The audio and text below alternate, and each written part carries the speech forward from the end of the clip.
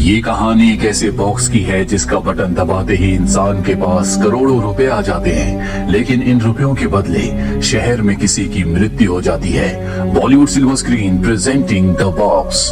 एक घर जिसमें नॉमा अपने हस्बैंड और अपने बेटे के साथ रहती है। सुबह सुबह कोई उनके घर की बेल बजाता है और जब वो बाहर जाकर पीप होल से बाहर देखती है तो एक काले रंग की गाड़ी वहाँ से गुजर जाती है।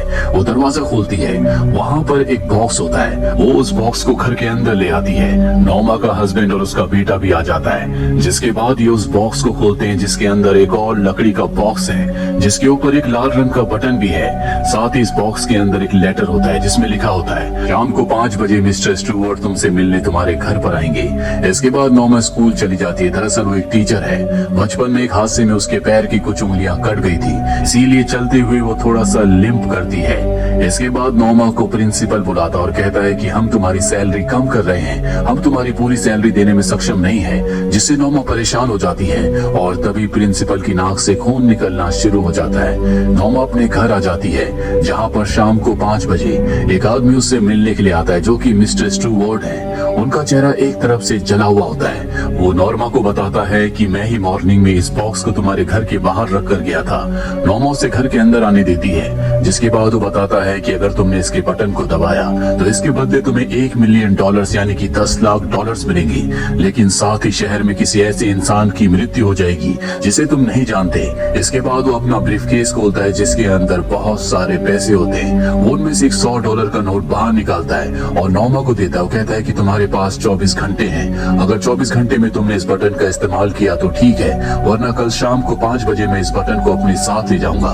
वो नॉमा को बॉक्स की चाबी देकर वहाँ से चला जाता है। वही नॉमा के हस्बैंड को दिखाया जाता है जो नासा में काम करता है। उसने स्पेस में जाने के लिए अपनी एप्लीकेशन को दिया था। उसके बॉस बताते हैं कि वो रिजेक्ट हो गई। इससे बहुत परेशान होता है क्योंकि उसने हर एक इम्तिहान को बहुत अच्छे से पास किया था, पर वो साइकोलॉजिकल एग्जाम को पास नहीं कर पाया और अब वो अपने घर वापस आता है, जहाँ पर नॉमा उसे बताती है कि वो आदमी आया था जिसने मुझे $100 का नोट दिया और बताया कि अगर मैं इस बटन को दबाती हूँ तो शहर में किसी इंसान की मृत्यु हो जाएगी, जिसके बारे में हमें कुछ पता नहीं चलेगा, पर इसके बदले हमें वो $1 मिलियन देगा।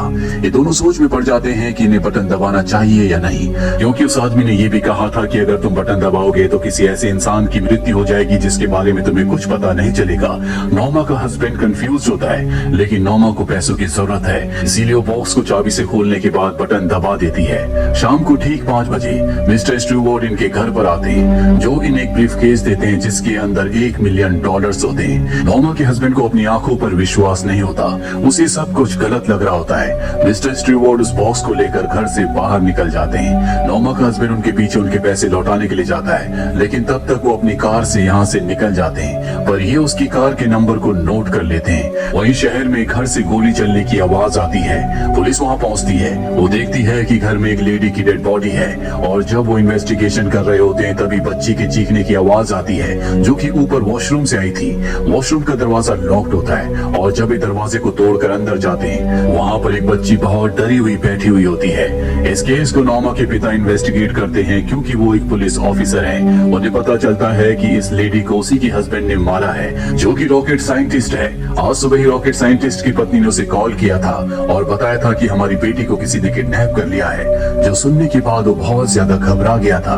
उसने अपनी पत्नी से कहा था कि घर के सारे दरवाजों को लॉक कर दे, पर अब उसकी पत्नी की मृत्यु हो चुकी है और इल्जाम उसी के ऊपर है। वही नॉर्मा के हस्बैंड ने उसके लिए एक पैर का सपोर्ट बनाया होता है जिसे पहनने के बाद उसे चलने में बहुत कंफर्टेबल लग रहा होता है। अब नॉर्मा अपने हस्बैंड के साथ अपने पिता के घर जाती है क्योंकि आज उनके घर पर एक पार्टी है, जहाँ पर नॉर्मा का हस्बैंड नॉर्मा के एक स्टूडेंट को भी देखता है जिसने नॉर्मा से क्लास में उसके पैर को देखने की जिद की थी। साथ ही वहाँ पर उसे वही बॉक्स भी दिखता है जिस बॉक्स के अंदर वो दूसरा बॉक्स था जिसका बटन दबाने के बाद इन्हें $1 मिलियन मिले थे। वो उस बॉक्स को खोलता है और देखकर हैरान हो जाता है कि उस बॉक्स के अंदर स्टुअर्ट की फोटो है। अब नॉर्मा का हस्बैंड नॉर्मा के पिता को स्टुअर्ट की गाड़ी का नंबर देता है और कहता है क्या पता लगा सकते हैं कि ये गाड़ी किस इंसान के नाम पर रजिस्टर्ड है। वो कहते हैं कि जरूर।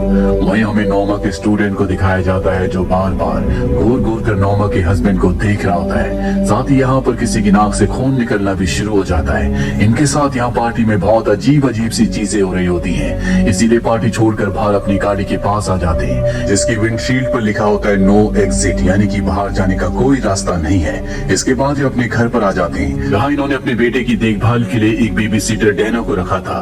रात बहुत ज्यादा हो चुकी है, इसीलिए नोमा का हस्बैंड उसे छोड़ने के लिए जाता है। और जब ये दोनों गाड़ी में होते हैं तो डैना उससे पूछती है तुम बहुत परेशान हो, इसकी क्या वजह है? और तभी डैना की नाक से खून निकलना शुरू हो जाता है, वो बेहोश हो जाती है। उसकी आईडी को चेक करने पर उसे पता चलता है कि इसका नाम डैना नहीं बल्कि सहरा है। वो सहरा को जगाता है। सहरा बहुत ज्यादा डरी हुई होती है। वो कहती है कि तुम्हें सिर्फ एक ही आदमी बचा सकता है, वो तुम्हें आईने में दिख जाएगा।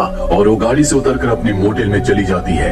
नोमा का हस्बैंड घर वापस आकर नोमा को बताता है कि उसका नाम डैना नहीं बल्कि सहरा है। साथ ही उसे बार बार लग रहा होता है कि उसने स्टीवर्ट को पहले कहीं देखा है। वो बेसमेंट में जाता है, जहाँ पर वो नासा के ग्रुप साइंटिस्ट की एक फोटो देखता है, जो उस वक्त ली गई थी जब पहली बार मंगल ग्रह से आने वाले सिग्नल्स को मॉनिटर किया जा रहा था। और इसमें स्टीवर्ट भी होता है, जिसे देखकर वो हैरान हो जाता है। उसे कुछ समझ नहीं आता।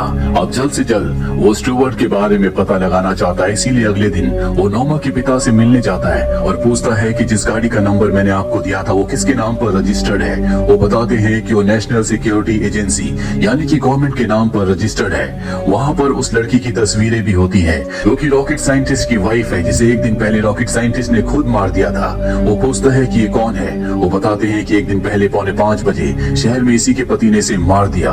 ये सुनकर वो हैरान हो जाता है, क्योंकि एक दिन पहले नोमा ने 4:45 बजे ही बॉक्स का बटन दबाया था। वही नोमा को दिखाया जाता है जो अपनी मॉम के साथ एक स्टोर में होती है। तभी उसके पास एक लेडी आती है और उसे बताती है कि उसे किसी पर विश्वास नहीं करना। जितने भी लोगों का इम्तिहान लिया जा रहा है वो सब के सब शादीशुदा है, जिनका एक बच्चा भी है। वो उसे एक लाइब्रेरी का एड्रेस बताती है और कहती है कि तुम्हें वहाँ जाना चाहिए। साथ ही वो उसे एक नंबर भी देती है।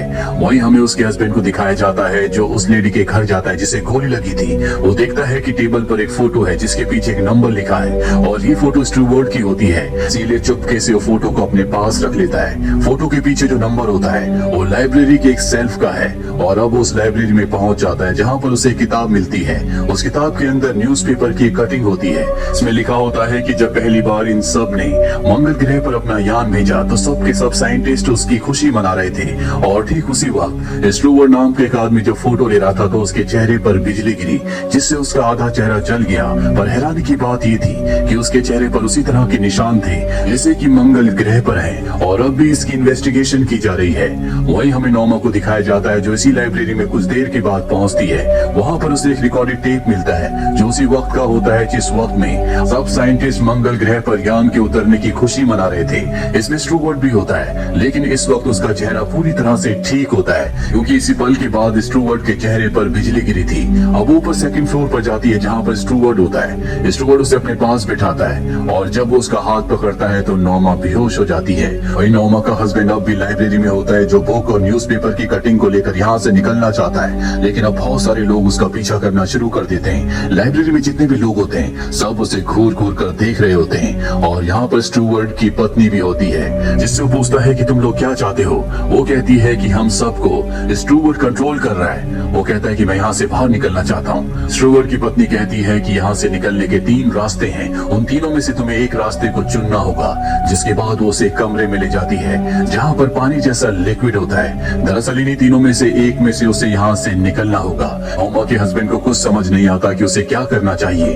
तभी उसे याद आता है कि जब वो अपनी पत्नी के साथ उसके पिता की पार्टी में गया था तो वहाँ पर उसका स्टूडेंट था जो बार बार उसे घूर घूर कर देख रहा था और उसे 2 उंगलियां दिखा रहा था। इसीलिए वो दूसरे वाले रास्ते को चुनता है और जब वो उस पानी में हाथ लगाता है तो पानी उसे अंदर खींचना शुरू कर देता है। वही हमें नोमा को दिखाया जाता है। उसे होश आ जाता है। वो देखती है कि उसके ऊपर पानी की एक बहुत बड़ी दीवार है और जैसे ही वो उस दीवार को टच करती है तो वो सारा पानी उसके ऊपर गिर जाता है, जिसके साथ उसका हस्बैंड भी आ जाता है। वहीं दूसरी तरफ हमें नासा की और NSA के बड़े बड़े अधिकारियों को दिखाया जाता है जो उस जगह जाते हैं जहाँ पर स्टीवर्ट के चेहरे के ऊपर बिजली गिरी थी। ये दोनों आपस में बात करते हैं कि जब स्टीवर्ट के चेहरे के ऊपर बिजली गिरी तो उसे हॉस्पिटल ले जाया गया जहाँ पर उसकी मृत्यु हो गई।